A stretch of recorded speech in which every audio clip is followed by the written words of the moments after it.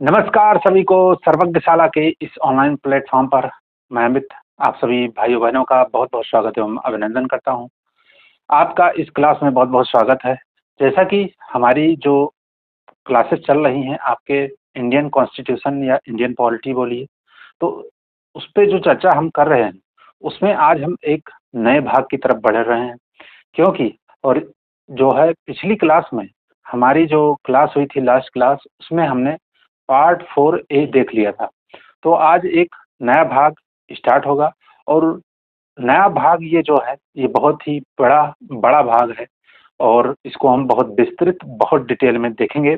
इससे पूर्व जो हुआ आपका पार्ट 4A है उसको हमने बहुत अच्छे से देखा था और उसमें बिल्कुल डिटेल में जितनी बातें हो सकती थी मैंने की थी। और आप लोगों ने जो अगर उन क्लासेस को नहीं देखा है तो उसको ज़रूर देखिए। उसको देखने के बाद आप एक सीक्वेंस में इसको देखिए। तो सीक्वेंस में सारी क्लासेस को देखिए। आपका अभी तक की जो हमारी चर्चा हुई है वह मैं फिर से बताना चाहूँगा कि अगर चर्चा की बात करें तो पार्ट पार्ट 1 हो चुका है, 2 हो चुका है, 3 हो चुका है, 4 हो चुका है और 4A हो चुका है। तो अगर बात करें तो कुल मिला के अगर देखें, अगर 4A को भी जोड़ लें तो लगभग 5 भाग को हमने कंप्लीट किया है। और आर्टिकल आर्टिकल की बात करें तो आर्टिकल आपका जो है 51A इसको मैंने कंप्लीट कर लिया है। तो आगे 51A के बाद में 52 से स्टार्ट करेंगे। और भाग की बात करें तो भाग हमारा ये 5वां है। तो चर्चा बहुत ही इम्पोर्टेंट होने वाली है क्योंकि आज से जो भाग स्टार्ट होंगे या आपके शासन प्रशासन से संबंधित हैं, आपकी सरकार से नियम कानून कायदे से जो बनाने वाली संस्था होती है, विधायिका हो कार्यपालिका हो, इन सब की चर्चा अब स्टार्ट होने वाली है। तो बहुत ही इम्पोर्टेंट होगी और इंडियन पॉलिटी की तरफ जो है हमारा इसमें ज़्यादा रहता है क्योंकि पॉलिटिक्स आपकी भारतीय राजनीति इसी के इर्द गिर्द घूमती है। तो अब कुल मिला के हम भारतीय राजनीति में समझ लो थोड़ा बहुत प्रवेश कर जाएंगे। बाकी इंडियन कॉन्स्टिट्यूशन तो चल ही रहा है, लेकिन अब हम बात करेंगे किसकी, प्रेसिडेंट की, प्रधानमंत्री की और बाकी जो भी संसद है, संसद की बात करेंगे। उसके बाद जब हम संघ के बाद स्टेट में जाएंगे तो उसमें बहुत सारी चर्चा होगी। तो यह जो पार्ट है यह बहुत ही लेंदी है और बहुत बड़ा है और इसमें भर भर के क्वेश्चन पूछे जाते हैं।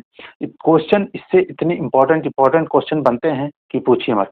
तो हालांकि पार्ट मैंने क्या बताया था, शुरुआत में ही मैंने अपनी क्लासेस में बता दिया था कि जो आपके पार्ट 1 से लेके और पार्ट 6 तक आपको इतने डिटेल में और इतने अच्छे से पढ़ना है क्योंकि ज़्यादातर प्रश्न जो आपके हैं 70 से 90% आपके जितने भी प्रश्न हैं वो यहीं से बनते हैं। कहाँ से, पार्ट 1 से लेके 6 तक।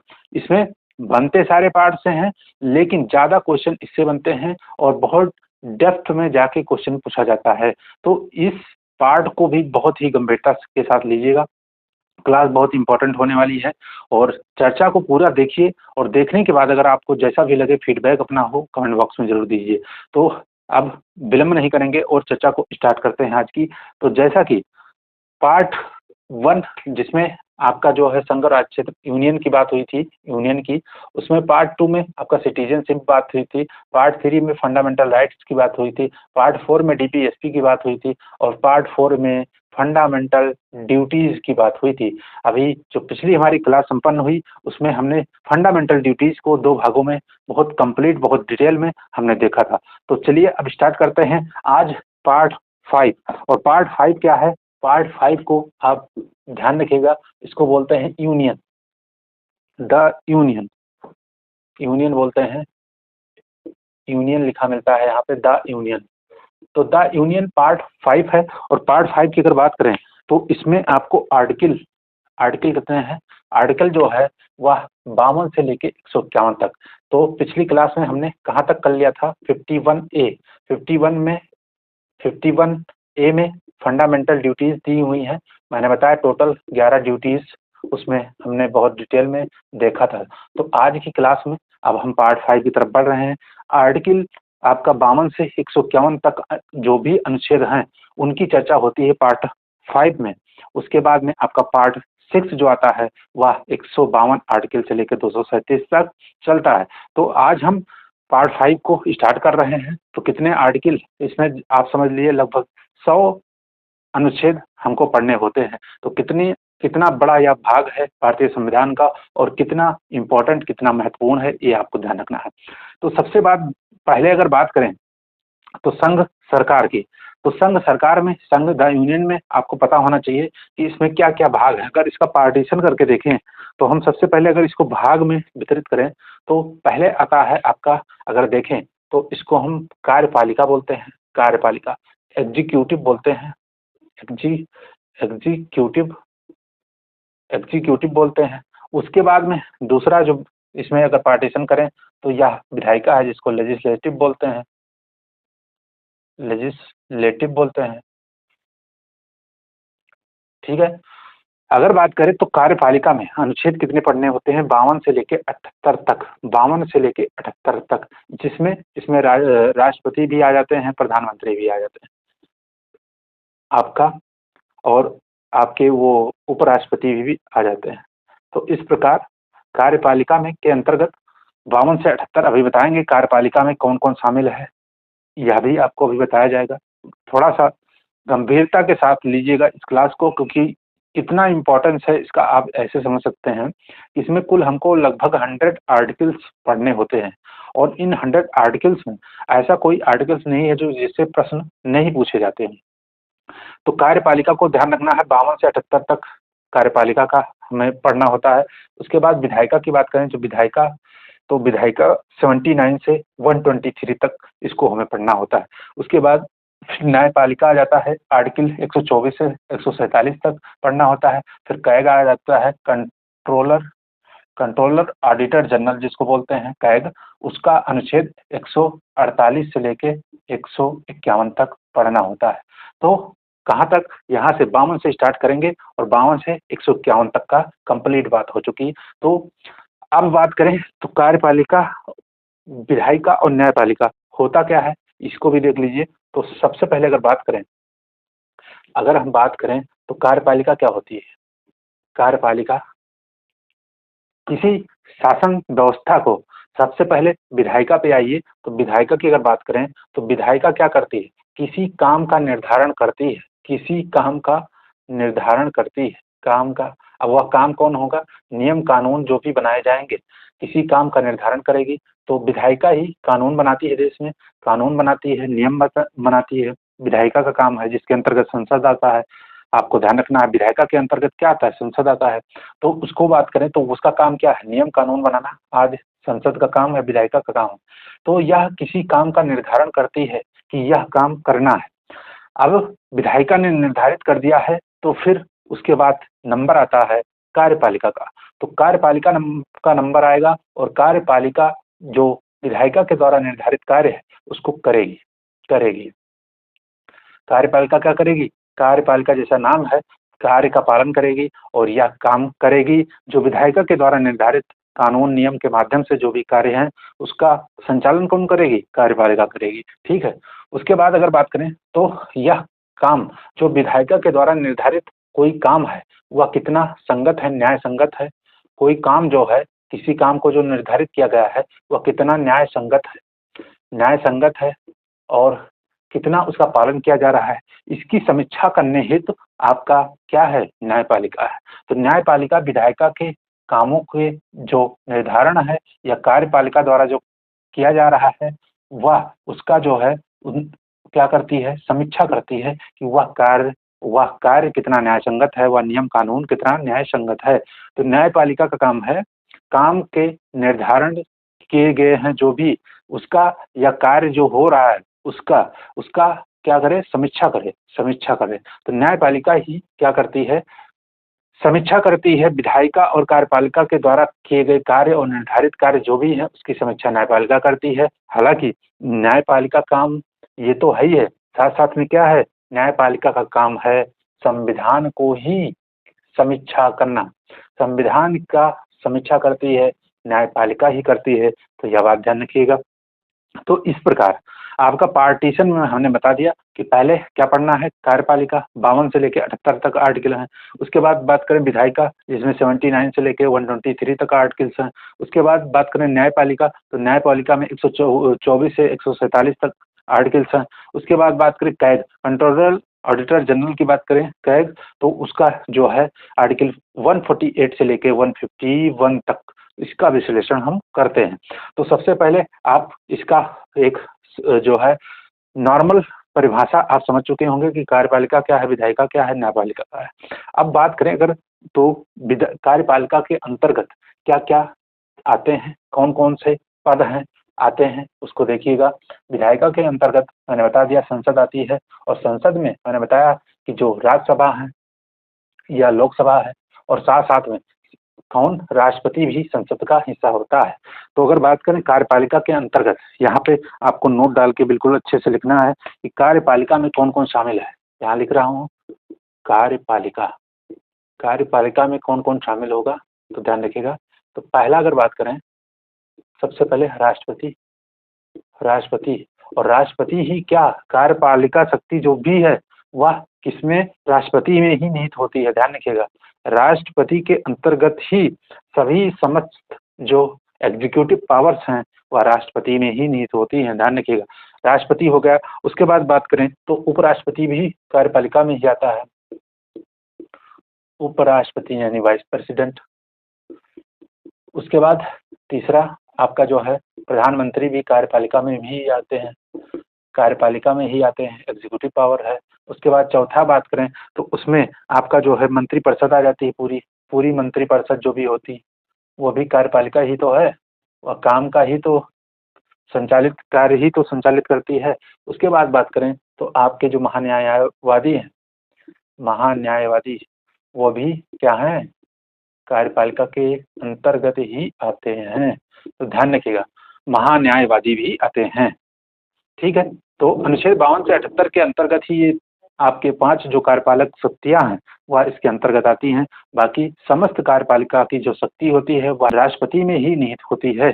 तो ध्यान रखिएगा, तो कार्यपालिका के अंतर्गत ये हो गया। मैंने विधायिका में बताया कि विधायिका के अंतर्गत संसद आती है, और संसद में आपको ध्यान रखना है लोकसभा।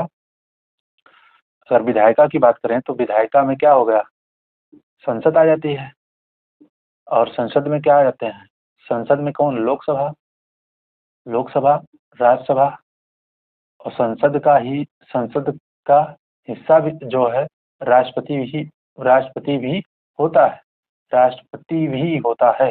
तो ध्यान रखिएगा, विधायिका के अंतर्गत ये आ गया। अब न्यायपालिका में हमने पढ़ेंगे सुप्रीम कोर्ट को, और उसके अंतर्गत ये अभी यूनियन की बात हो रही है, बाद में अगर स्टेट में आएंगे तो उसमें हाई कोर्ट्स पढ़ते हैं, इसमें सुप्रीम कोर्ट को पढ़ेंगे। तो यह ध्यान रखिएगा। फिर कंट्रोलर ऑडिटर जनरल को पढ़ेंगे, तो ध्यान रखिएगा। तो अब देख लीजिए कार्यपालिका शक्तियां, मैंने बता दिया कि कितनी कार्यपालक शक्तियां हैं, और ये कार्यपालिका के ही ये अभिन्न अंग हैं। तो उसके बाद अब देखिए, सबसे पहला कार्यपालिका की जो सबसे बड़ा पद है, या कार्यपालिका शक्ति का जो निर्वहन सबसे ज्यादा करते हैं राष्ट्रपति।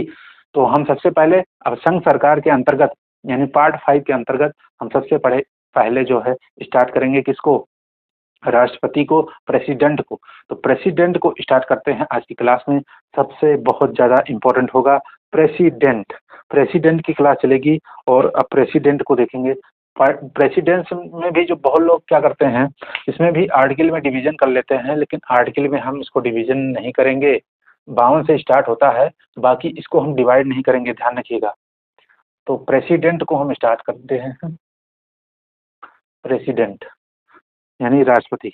तो राष्ट्रपति को स्टार्ट किया जा रहा है, यहाँ पे राष्ट्रपति यहाँ लिख दे रहा हूँ, नीचे लिखा हुआ है, आर्टिकल्स जितने हैं वो भी लिखे हुए हैं, तो ध्यान रखिएगा। तो राष्ट्रपति, प्रेसिडेंट, प्रेसिडेंट। तो प्रेसिडेंट में अगर बात करें तो फिर से रिपीट करना चाहूँगा, भारत का जो संविधान है उसका पार्ट 5 हम पढ़ रहे हैं। पार्ट 5 में क्या होता है, द यूनियन बोलते हैं इसको, संघ। और संघ सरकार के अंतर्गत आपको पता होना चाहिए कि आपका सबसे पहले अगर बात करें तो कार्यपालिका होती है जिसको बोलते हैं एग्जीक्यूटिव, दूसरा है विधायिका जिसको बोलते हैं लेजिस्लेटिव, और तीसरा जो होता है न्यायपालिका है, और चौथा जो है वह कैग है। तो इस प्रकार अगर बात करें संघ सरकार के अंतर्गत तो आर्टिकल 52 से लेके 151 तक हम इसको कंप्लीट करते हैं पार्ट 5 में। तो यह ध्यान रखिएगा, लगभग आपके 100 अनुच्छेद इसके अंतर्गत पढ़े जाते हैं, तो इसको आपको अच्छे से याद रखना है। और उसके बाद जब हम आते हैं कार्यपालिका शक्तियों के अंतर्गत, तो सबसे पहले कार्यपालिका के अंतर्गत आपके कार्यपालिका के ही हिस्से हैं कौन? प्रेसिडेंट हैं, आपके वाइस प्रेसिडेंट हैं, पीएम हैं और मंत्रिपरिषद है और साथ-साथ में महान्यायवादी हैं। तो सबको पढ़ना है, बहुत डिटेल में पढ़ना है। तो राष्ट्रपति हम स्टार्ट कर रहे हैं, पहली कार्यपालिका जो शक्ति है और यह राष्ट्रपति हैं। तो राष्ट्रपति के लिए सबसे पहला अनुच्छेद 52 पार्ट 5 को 52 अनुच्छेद से ही स्टार्ट होता है। तो 52 से देखते हैं राष्ट्रपति। तो राष्ट्रपति 52 आर्टिकल में लिखा हुआ है कि भारत के लिए एक राष्ट्रपति होंगे। सिर्फ यही बात लिखी हुई है कि आर्टिकल 52 में कि भारत के लिए एक राष्ट्रपति होंगे। अब देखिए आर्टिकल 53 यानी अनुच्छेद 53 में लिखा है कि संघ की कार्यपालिका शक्ति राष्ट्रपति में निहित होगी। समस्त जो शक्तियां होती हैं कार्यपालिका की, अभी मैंने बताया, वह समस्त शक्तियां जो एग्जीक्यूटिव पावर्स हैं वह किस में निहित हैं? राष्ट्रपति में निहित हैं।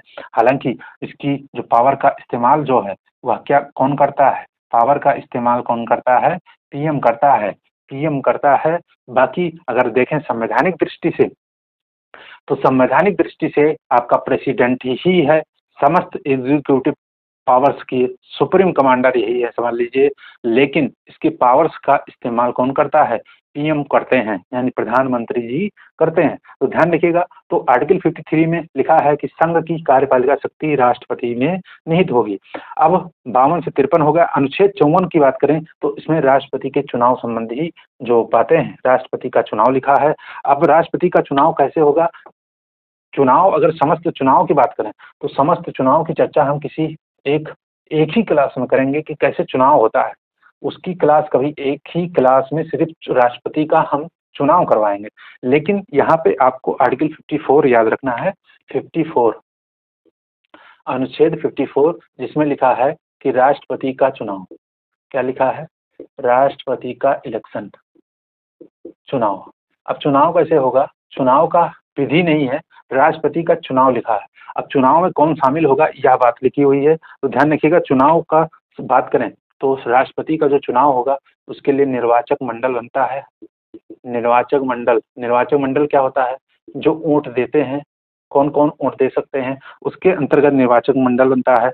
तो इसमें सबसे पहले अगर बात करें तो निर्वाचक मंडल में कौन कौन सम्मिलित होता है? तो संसद के दोनों सदन कौन? पहले लिख दे रहा हूं, संसद के दोनों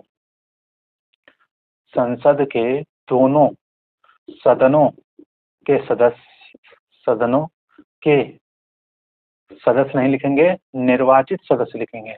ध्यान रखिएगा, निर्वाचित सदस्य लिखेंगे। अभी समझ में आएगा इसका मतलब क्या हुआ। तो संसद के दोनों सदनों के निर्वाचित सदस्य। अब संसद के दोनों सदन यहाँ ब्रैकेट में लिख दे रहा हूँ, लोकसभा हो गया और राज्यसभा। तो ये होगा निर्वाचक मंडल। देख रहे हैं कौन कौन वोट देगा, यानी वोट देने का अधिकारी क्या हम लोग प्रेसिडेंट को वोट देंगे? नहीं, हम लोगों का इनडायरेक्ट वोट होता है। इनडायरेक्ट कैसे होता है कि हम लोग जनप्रतिनिधि ही चुनते हैं। जैसे लोकसभा में आपका कौन चुनते हैं? लोकसभा में आपके चुने जाते हैं हमारे द्वारा सांसद, और फिर विधानसभा में विधायक चुने जाते हैं। तो हम लोग इनडायरेक्ट चुनाव में इनमें शामिल होते हैं। बाकी हम लोग डायरेक्ट चुनाव में, यानी राष्ट्रपति के चुनाव में हम वोट थोड़ी ना देने जाते हैं। हमारी तरफ से जनप्रतिनिधि वोट देते हैं, और कौन से जनप्रतिनिधि देते हैं उसको आपको याद रखना है। तो पहला निर्वाचक मंडल में अगर बात करें तो संसद के दोनों सदनों के निर्वाचित सदस्य यानी इलेक्टेड मेंबर, एक होते हैं इलेक्टेड मेंबर और एक होते हैं नॉमिनेटेड मेंबर। इलेक्टेड होते हैं जिनका चुनाव होता है, और नॉमिनेटेड होते हैं जिनको मनोनीत किया जाता है। तो आपको ध्यान रखना है संसद के दोनों सदनों के इलेक्टेड मेंबर होंगे जिनका चुनाव हुआ है, जो चुनाव जीत कर गए। अब दूसरा, इसमें निर्वाचक मंडल में अगर बात करें तो इसमें राज्य की जो विधानसभाएं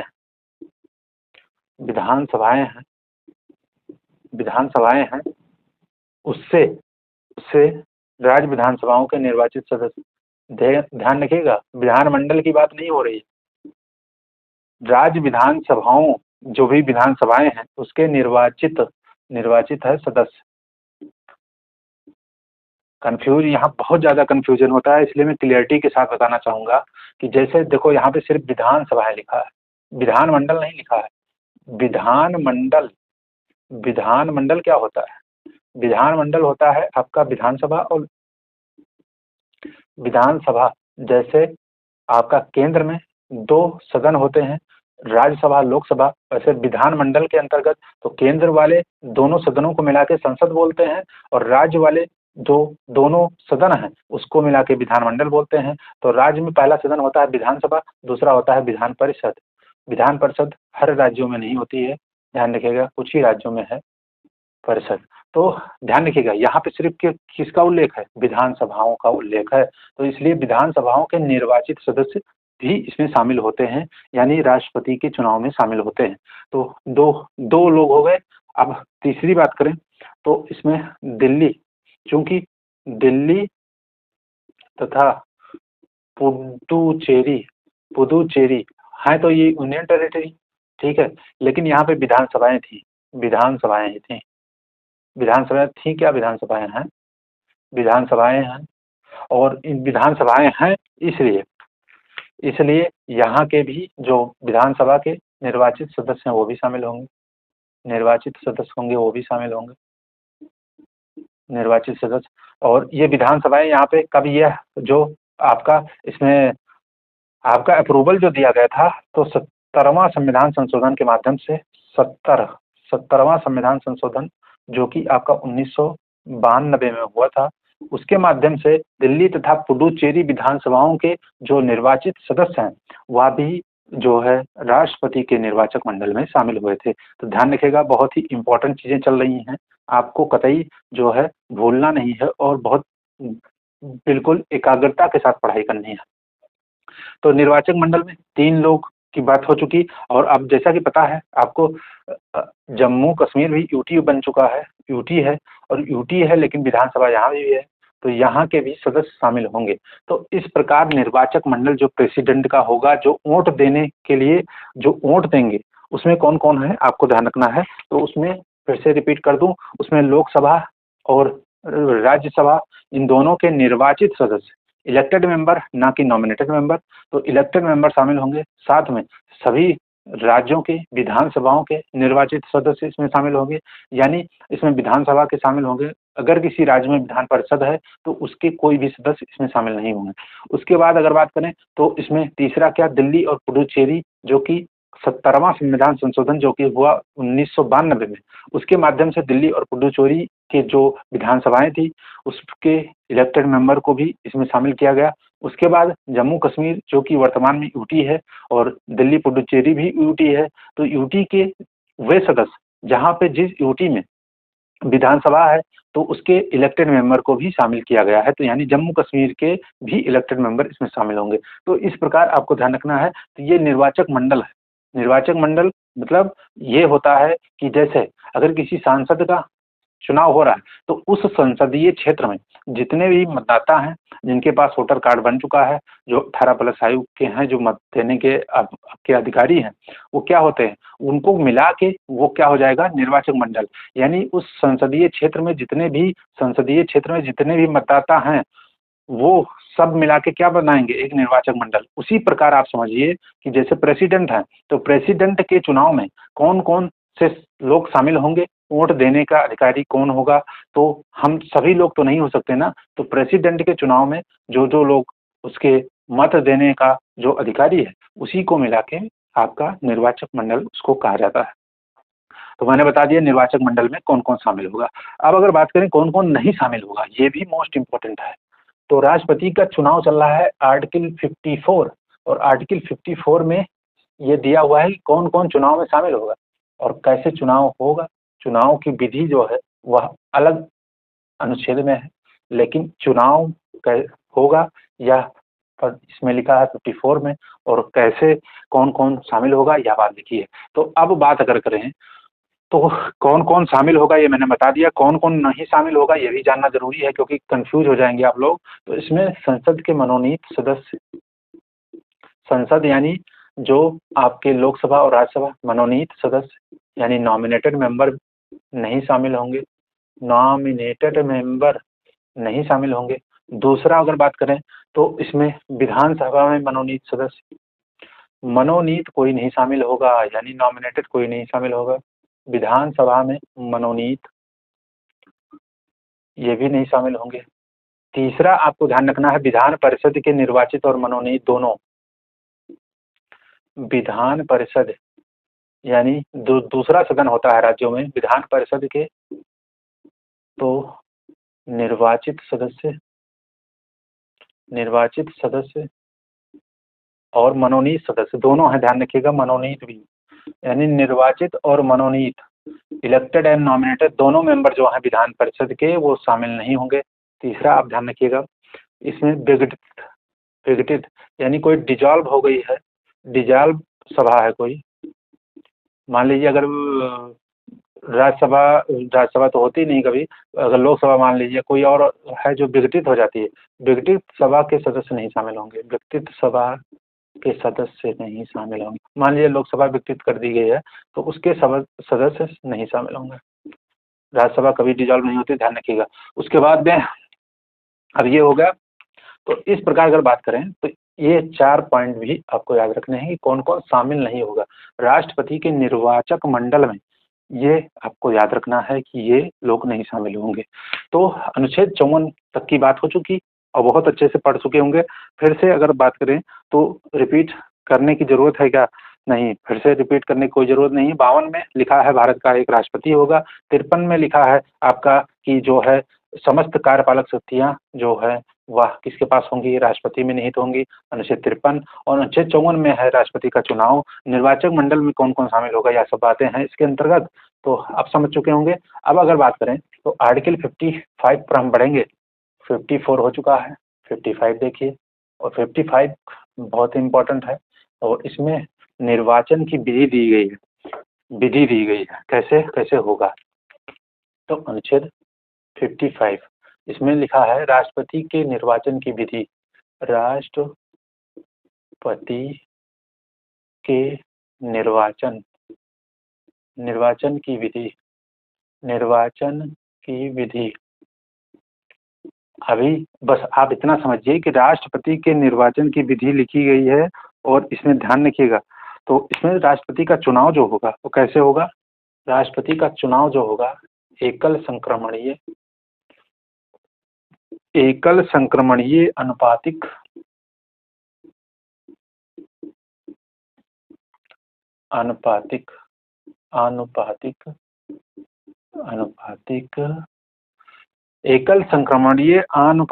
गुप्त मतदान